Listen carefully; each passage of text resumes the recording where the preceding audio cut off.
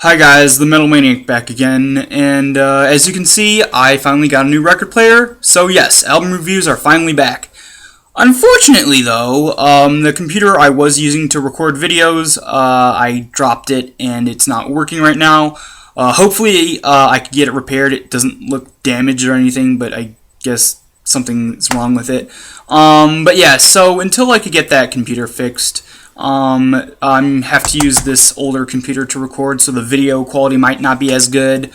Yeah, I don't know why. I've been having really bad luck with things the past few months. Like, things are constantly breaking or stuff. I don't know. But yeah, so yeah, that's my update of things. Again, the video quality might not be as good for a while, just until I could get my other computer fixed. But yeah, so in this video, I'm going to do a review of the album Evil Sound Screamers by Acid Witch. This was their third album, and it was released in 2017. Before I get into the songs, I'm going to name off the band members really quick. Hold on. Shagrat on bass and vocals, Slasher Dave on vocals and synthesizers and guitar, Mike Tuff on guitar, and Phil Warren on drums. Now, I have to get this back in really quick.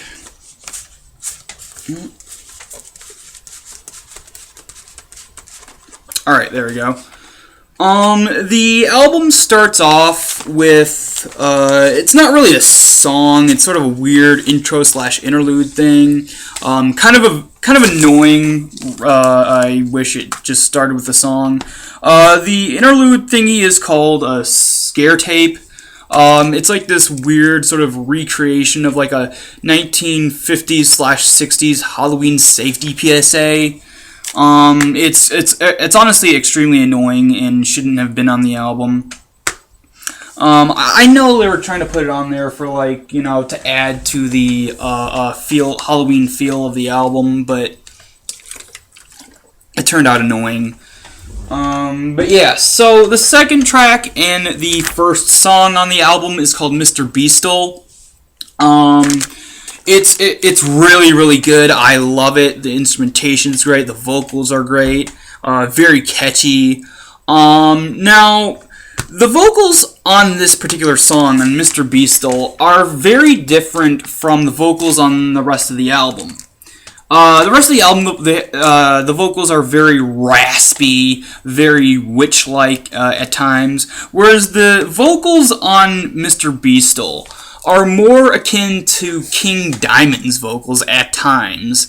So yeah, very interesting.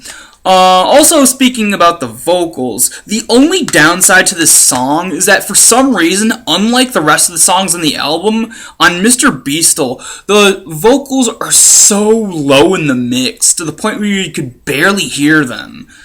At times, sometimes you can, but for the most part of the song, you could barely hear the vocals. The instrumentation is the sound of the instrumentation is raised high in the mix, whereas the vocals for some reason are extremely low in the mix. I think that's more of a personal gripe of mine. I don't think many people complain about it, but I don't know. It's just something I'd noticed, and while it doesn't put me off from not liking the song, I actually really love the song. It's just something that kind of somewhat is slightly annoying. But yeah, otherwise, it's a great song. It's sort of like a ghost story type song, and it's really, really good. The next song is called I Hate Halloween, another great song. I don't have any problems with the rest of the songs, by the way, or most of them. Yeah, I Hate Halloween is a great song. Very simplistic but catchy guitar riff. The guitar solo is great. I love it. The vocals are amazing. And I love the story of the song. It's pretty interesting. I Hate Halloween is about this extremely crazy, overly religious nutjob. This crazed individual who is also extremely paranoid. So much so that he hates Halloween because he believes that it's the devil's work, and he believes that all these kids around the world are brainwashed by Satan or something, and he's extremely paranoid about it, to the point where he even avoids going outside during Halloween. And he's always clutching his Bible and stuff like that. And over the course of the song, he slowly but surely loses his mind, and because of his paranoia, so much so that in the end of the song, he eventually snaps. He goes completely insane and just starts killing all the trick-or-treaters that ring his doorbell. But yeah, it's just a very interesting story, and it's just something that, kind of fits Halloween, of of the spooky, eerie type stuff, and insane people and killers and just all the scary stuff. Yeah, I Hate Halloween is an amazing song. The next song is called Cheap Gore. Another great song. This one's about, the cheesy horror movies, the ones that are low budget but still really, really good. Say Evil Dead or something. But yeah, another great song. The next song is called Nian, Rouge, the Red Dwarf. Another great song. It's about this. It's about a cryptid or something. Really, really good. The next track is another interlude, but unlike Scare Tape, this one's actually kind of okay. It's basically a setup to the next song, which is called Mutilation Mansion. Another great song. This one's about this haunted house type attraction, but instead of they say, oh yeah, this is a haunted house attraction, you'll have fun, it's great, but actually on the inside, the people working there sort of actually kill off the people that go in. But yeah, it's another great song. The next song is called Hard Rock Halloween. Another amazing song. This one is about two guys who. This one's about two guys who go around, just messing about, pranking people, messing stuff up, smashing jack-o'-lanterns, throwing rocks in the windows, all these different, all these different things they're doing, just messing around, being obnoxious, and being, just out of control.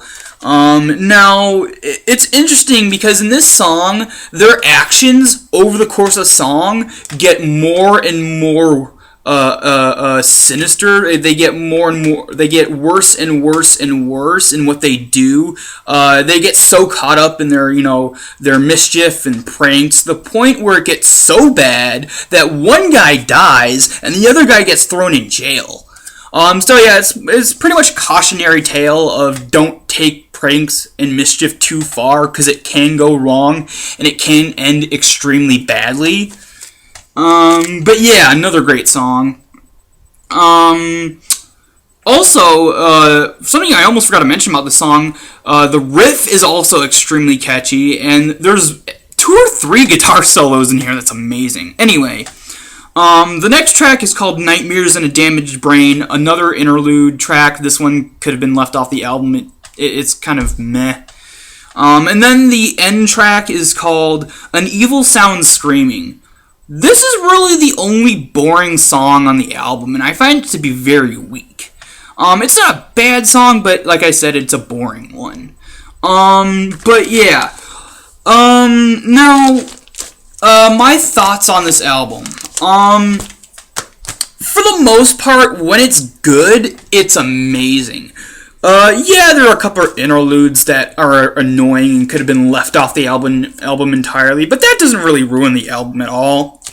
The end track, An Evil Sound Screaming, I think it's the wrong song to have as a closing track, because it doesn't fit as a closing track. Maybe somewhere in the middle, but not as a closing track. I'd say the best song that would have been better as a closing track is Hard Rock Halloween, because it sounds like a finale of the album. It sounds like an epic closing track, and it should have ended the album. But my only other complaint, again, is the very hard to hear vocals in the first song, Mr. Beastol. But yeah, so Oh, I almost forgot to show the artwork. The artwork's really, really cool. It's like it's their mascot, the Acid Witch, and you can see half her face and half a jack-o'-lantern and stuff. And there's just some demons in the background and a almost possessed-looking cat. But yeah, so overall, a very good album for the most part. I'm gonna give this album an 8.7 out of 10. Yeah. So that does it for this review. Hope you guys enjoyed, and I will see you all next time.